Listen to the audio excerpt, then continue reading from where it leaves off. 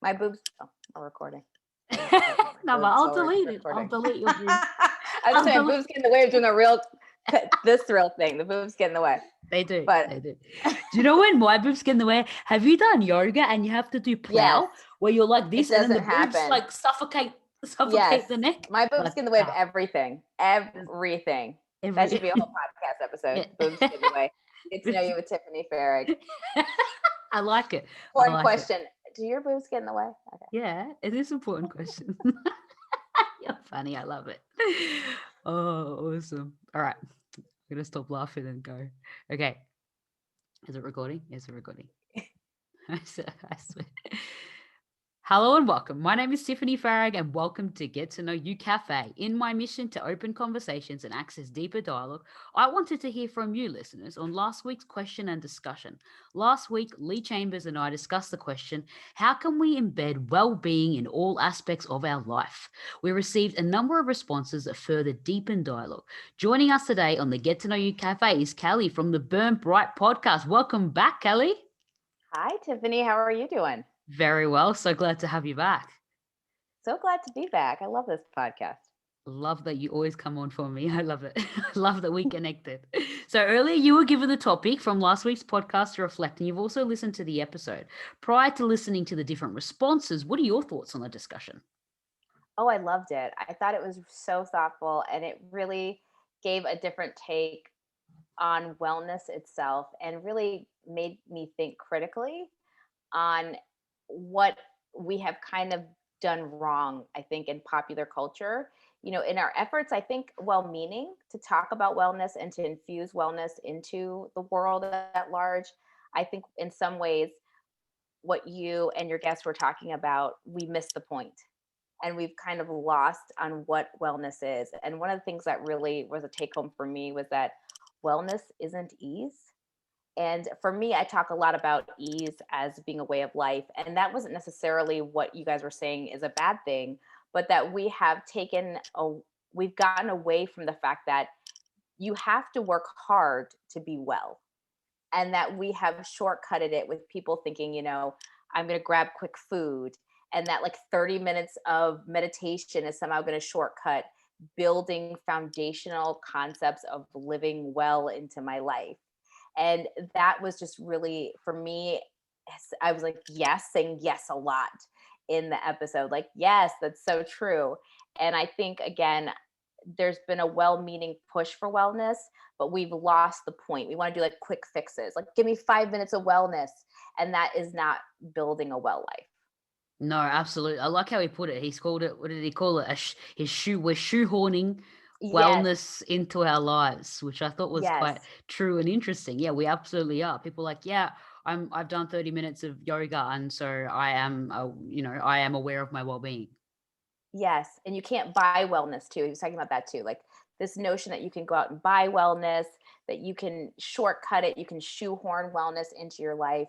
All of that it just really resonated with me, and that time can't be managed was another concept that I thought was really great, that he talked about how we have this concept that we need to manage time and you know, really control it. And he was saying that's not what we should be focused on. We need to do attention management, which I thought that was such a great idea, and how that's more key to wellness than time management. Time is finite and time's going to tick by and it's going to move on whether we have control of it or not. So let's let go of that. But let's instead put more energy into where our attention goes. And I thought that was really powerful too, about how that is a key or a tool to wellness versus the concept of time management. Yeah, absolutely. Absolutely. And like he went on, like, you know, I guess the whole thing about being present, and that presence is charisma. Yes. And that was a nice, how I like that.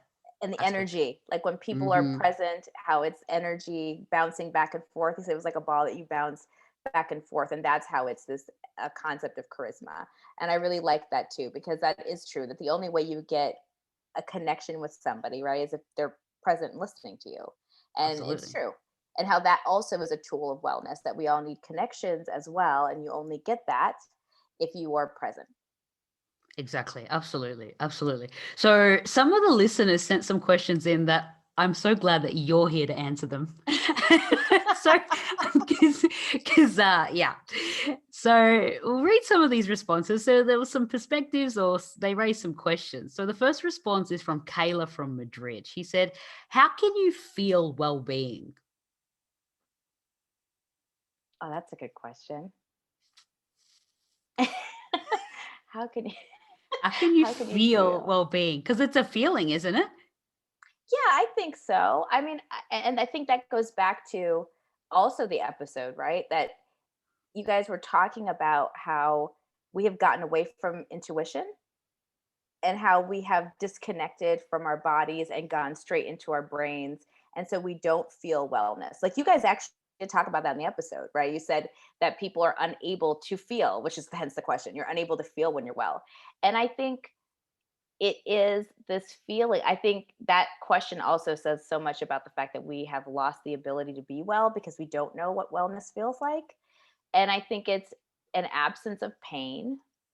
It's calm. I think that it's just like stillness in our bodies. Mm-hmm. And I don't know that. I think some of the things I can define it by what it's not more than what it is. And I think surprisingly to some people, I don't think it's like euphoria. I don't think there's anything wrong with euphoria. But I Mm. think wellness is more like this, is more stillness and kind of a consistency of just peace. Like your body isn't, hyper on or excited, but it also isn't depressed or sluggish. Like it's when you feel like your best. Like I try to think of like the times I've been at like peak wellness for myself.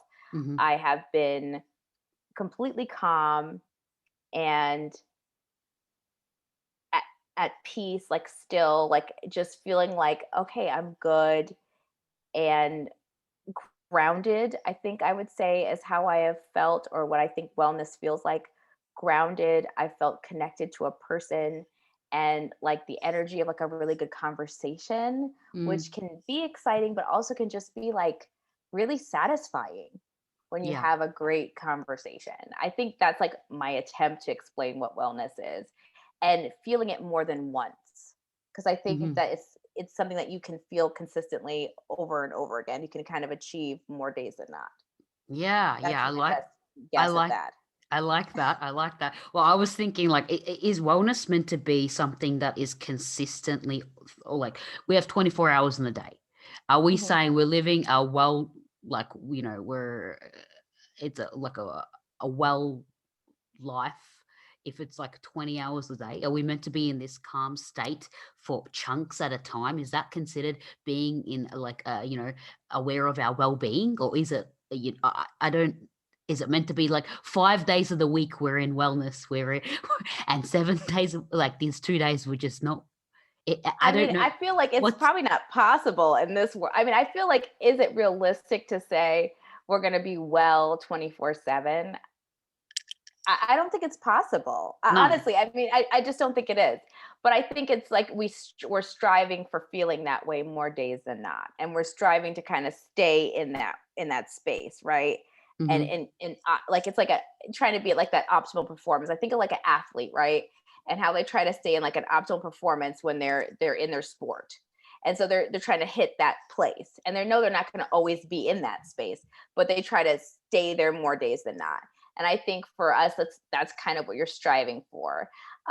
Versus like saying I'm going to be 20 hours of wellness versus 24. I think it's just more like a constant striving to be in that space versus not. And that's the journey. It's like you're trying to stay more well than not versus breaking it down to days or hours. And trying to be there than not. But I don't know that anybody is.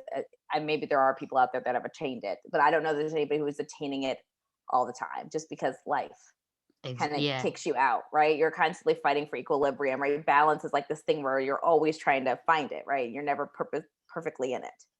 Yeah, yeah. I'm thinking now, like when we're talking about well-being, Mhm. were we always like kind of mistakenly saying, oh, when people like, oh, I want to be happy, or people sometimes like, oh, just be happy, or blah blah blah, happiness, happiness, happiness. But is it really like happiness, or we kind of just saying it's happiness, but really it's well-being?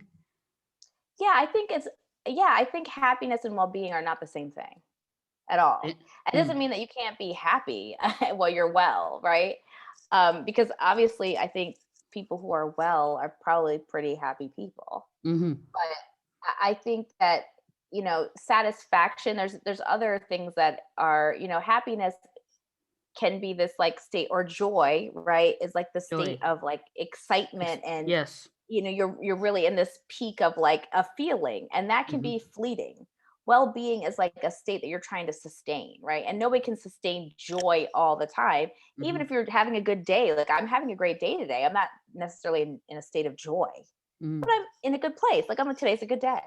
Mm-hmm. And I think like well-being is like a more of a state that you sustain because you're doing many different things to keep you there, versus a joy is a feeling you're easy to dip in and out of. And I think we mistake, no one's life isn't about being happy all the time, because that's not even realistic. Well-being is much more of a state that you can sustain, or something you should be striving for, because well-being is about being physically well and mentally well, and emotionally well, and connecting with people, versus happiness is something that is not necessarily attached to actions, and you're going to come in and out of that feeling based on many things. I mean, the minute you are thirsty, the happiness meter kind of goes down, right? And you need to go get some water, versus like well-being is just like, well, I'm going to get some water and I'm well again. It's just happiness is much more fleeting. Sure, sure. When I'm looking at this question, I think for me, I see, I like what you were saying about it, and like a theory, and like what it is to feel well. Um, I think though, when you're looking at your emotions that are not well, but you're feeling them in a well, I don't know, it's going to be too much. Yes. Feeling them in a well-being way. Yeah. Is that, do you kind of get No, what I I mean? think, yeah, because I think anger, sadness, I think feelings and wellness they're not the same thing. You can separate them. Feelings are not good or bad, right? And you can be very well and feel sad and angry and all of those things. And that's all part of wellness. And I think that's getting at your point, that we should not be striving for happiness. We should be striving for wellness, because a feeling has nothing to do with wellness. You can be a perfectly well person and then be upset, because part of wellness might be being upset at injustice and being angry at seeing something happening around you. That doesn't make you unwell any Mhm. more than being happy makes you a well human being, right? Because one doesn't have anything to do with the other. So I think you're absolutely right. I think you have to separate those things very far apart from each other. And it's not striving to have a feeling, it's striving to be in a state, which is what you guys were talking about in your podcast and the episode. It's striving to hit the state of it being in tune with your body, being in tune with your emotions and your intuition, and whatever that feeling is, you're so in tune with it that you are able to maintain the state of balance, whatever that emotion is. And so your emotions come and go, and you react and respond to them appropriately. And I Absolutely. think that's more wellness than it is chasing a feeling or labeling a feeling good or bad. Exactly. I like how you put it. So our second response is from Mo from Saudi Arabia. He said, in some cultures, some refer to well-being in one way and others in another. What can and cannot be considered well-being? These are good questions. I mean, I think you kind of answered the question in the beginning, right? That it Mm-hmm. depends on your culture. Like, I'm not going to say what can and cannot be, because that's a very good point. It depends on your culture. And for some people, But if the it's word psychology, well-being, if it's go ahead. psychology based, right?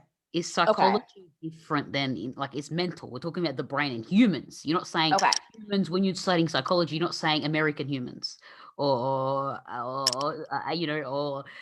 Singaporean humans. You're saying psychology Right. and the mind and people. So is there just for humans better or ways that is considered well-being and other ways that aren't? I don't know. That's what I'm looking at it like. So that's interesting, because that goes down a really interesting discussion. So if you're looking psychologically on what makes someone well or unwell, then you're looking at like brain chemistry, right? And what Mhm. just makes someone, just the same thing, like objectively, right? Completely objectively, what makes a person well or unwell? Like if you look at the physical body, right? If somebody is cut, objectively, it's not a cultural thing. It's like, no, you're bleeding, you're cut. That's just a thing, right? Yes, If yes. you look psychologically, that's really interesting because there's very few mental health conditions that is universal and based on true brain chemistry that you Mm. find in every culture across the world. And to date, I think we're up to maybe three. I could be wrong. But it's schizophrenia, bipolar, and post-traumatic stress syndrome Mhm. are across the board. Because it's a brain chemistry deficiency, and you could find it on brain scans. You can see it, and you could say, yeah, that person has schizophrenia. It's found everywhere, whether they have the language for it in the culture or not. It's just objectively a thing. Yeah. What's interesting is so many of the other disorders that are in manuals that treat mental health, they're not found. There's no language for it, and they're not found in Mm. other cultures. Mm. And so when it comes to, and then there's the concept of mental health and mental illness. And Mhm. in different cultures, they mean different things. Like Yeah. when we're talking about mental illness, again, those three things show up: bipolar disorder, schizophrenia, and post-traumatic stress disorder show up on brain scans. And it's the same thing like cutting someone. It's like that's objective. When you're talking about mental health or well-being, right, that becomes much more subjective. Like what is health? What is good enough and balance in a culture? That varies wildly. Like what somebody thinks is a healthy person is very different Mm. across cultures. Mhm. So, one of the interesting things when you look at, now you go back and look at the discussion you guys had, which is why this question came up, some of the cultures might argue, well, well, I don't think, people should listen to their intuition. I think people should listen to their parents and that their parents know what's best for them, right?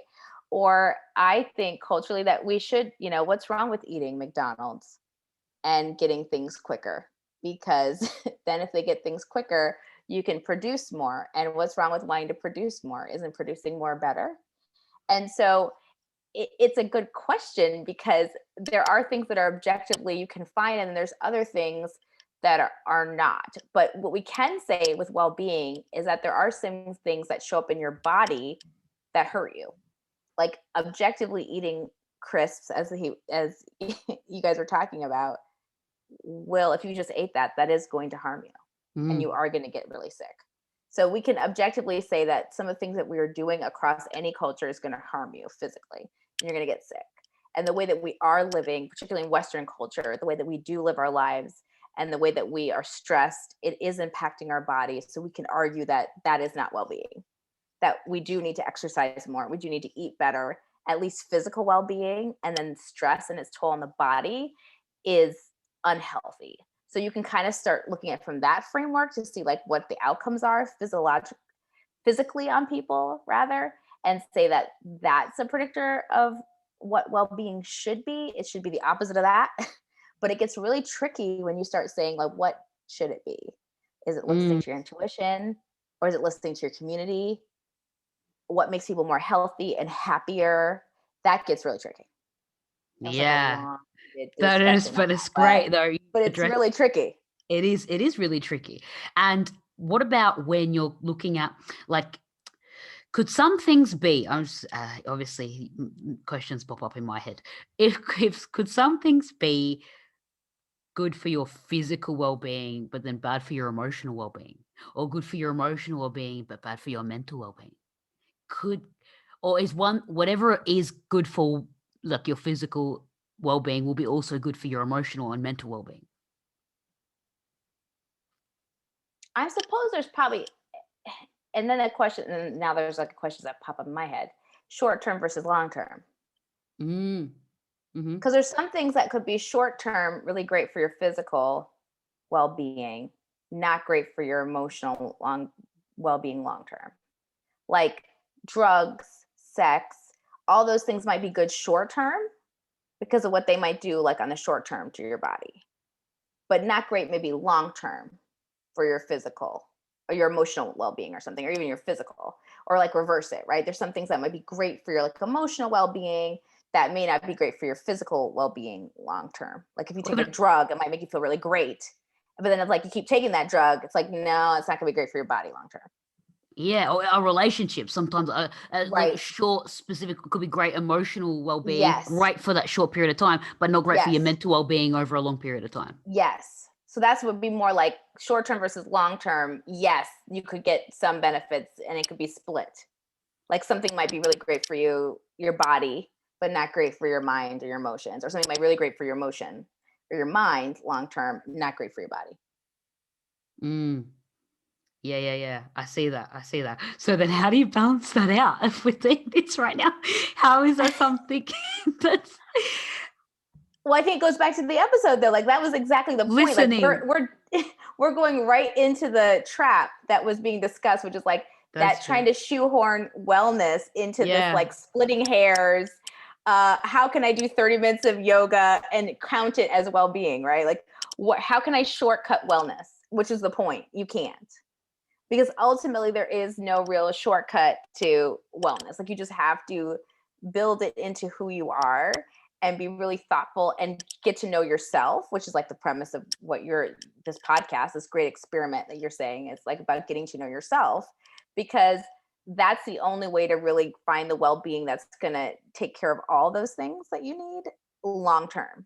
Like find anything that's going to take care of your body, take care of your mind, take care of your like emotions as well, so that you don't have to play this like game of like, okay, I'm gonna do this thing right now because it's gonna take care of this right now, but then I gotta switch it to this because that ultimately doesn't work long term.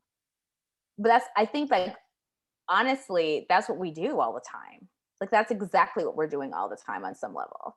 Like we're eating or we're getting drunk on like a Friday because it feels really good in the moment. And then we're swapping it out for like this relationship that feels really good in the moment for like our emotions. And then we're swapping it out for like this thing that feels really good for our body for like 30 seconds. Like we're playing this game all the time. We're trying to do like well-being in these short spurts. Mm.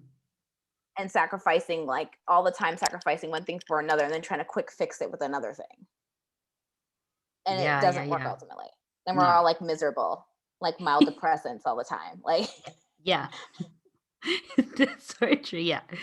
Okay. So now we have a third response from Dan from the Netherlands.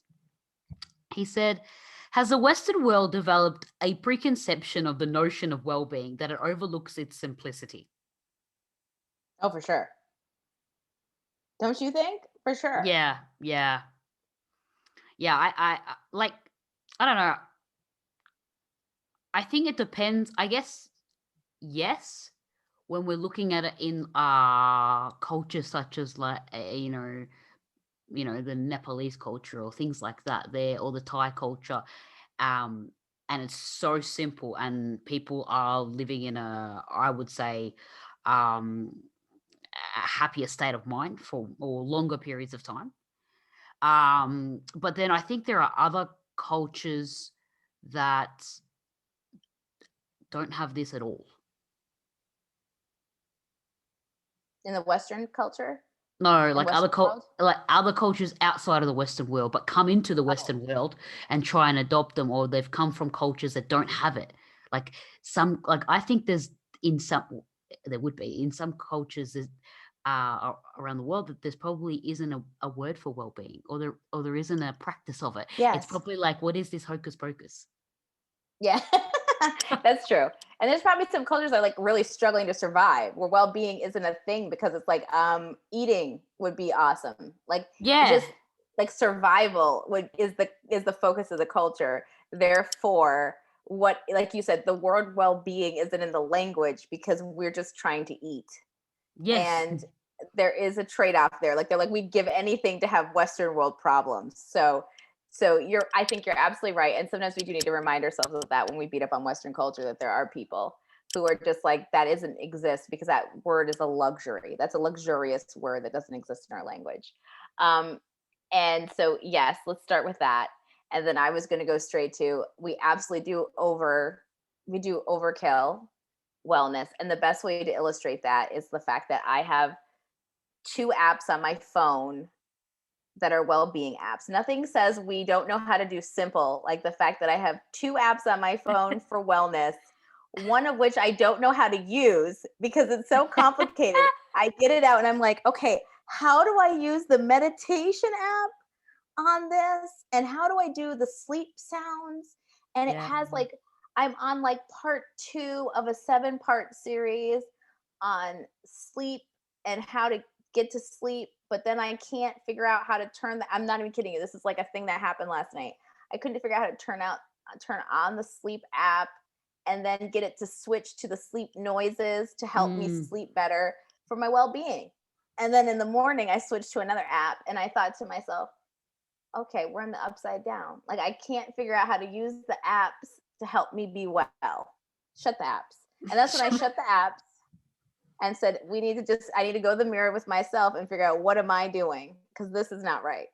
So absolutely we can complicate well-being. And maybe I should have just taken a walk before I went to bed.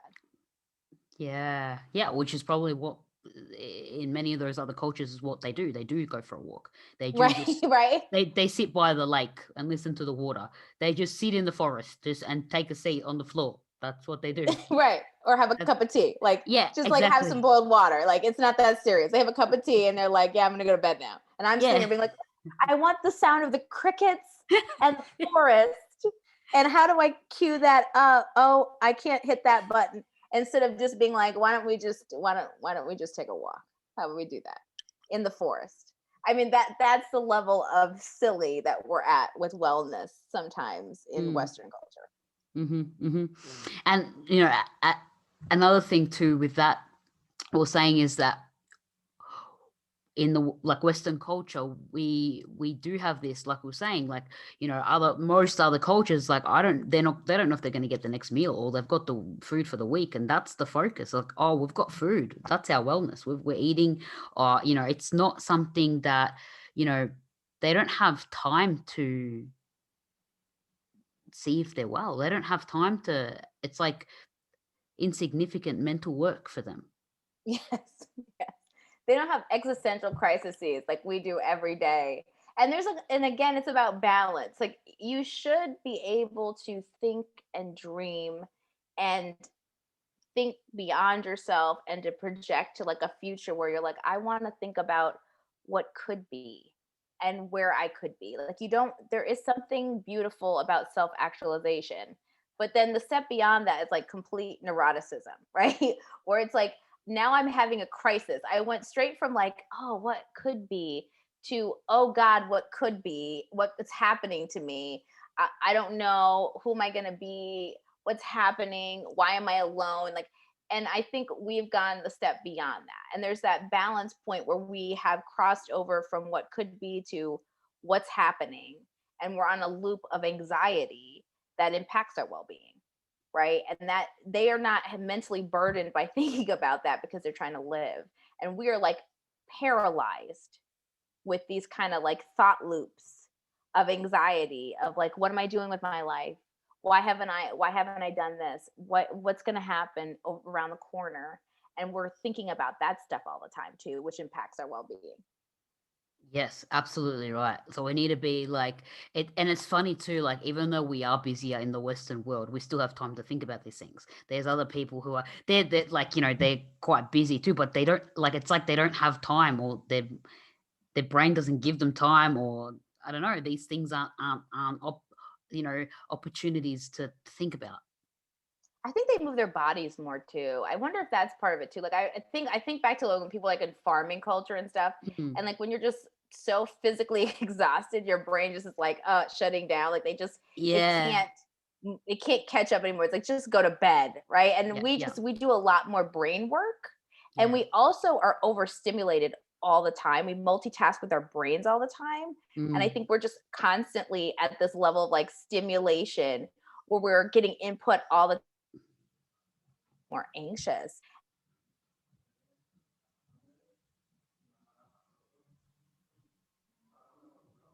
It cut out for like 3 seconds or like Oh, 5 seconds.